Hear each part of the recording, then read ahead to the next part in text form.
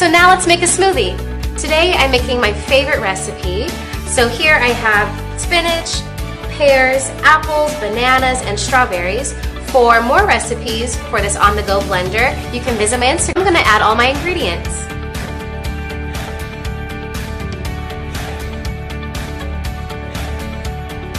So I added a little bit of almond milk. Now I'm going to add the cap back on. First the strainer, making sure it's tight. Then the top cap. As you can see, leave a little bit of room in the blender. Flip the blender upside down and then turn.